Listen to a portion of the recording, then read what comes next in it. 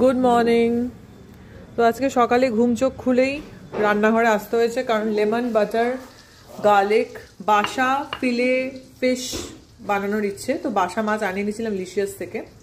এটাকে গোলমরিচ powder, garlic powder, একটুখানি কি বলে পিজা সিজনিং, অরিগানো মিক্স, লেবুর রস, নুন দিয়ে ভালো করে ম্যারিনেট করে রেখেছি। আর প্যানে নিয়ে নিয়েছি একটুখানি হোয়াইট অয়েল, তার সাথে একটুখানি বাটার। এটা গরম হলে এগুলোকে ফ্রাই করব। তো বেসিক্যালি আমি নিজের হাতে বানাচ্ছি আর কি, যাই হোক। তো এটা আমি নিজেই বানানো প্রেফার করছি আর কি। তো ম্যারিনেশন ডান, এবার বানাবো।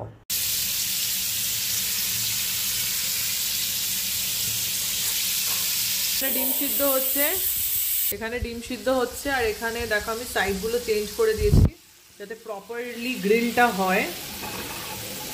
পার্সলে লিভস দেবো, পার্সলে আনিয়ে নিয়েছি। গ্রিল তো হয়ে গেছে proper.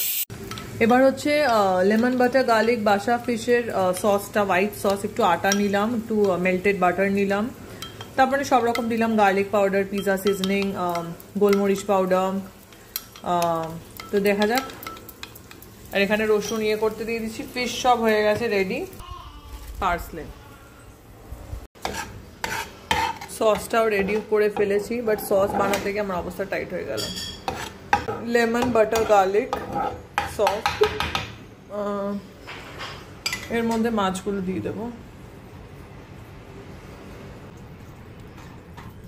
Bus. This is the final look of lemon butter garlic basa fish. সসটা বানানো ভালোই ডিফিকাল্ট ছিল, but finally yes I made it.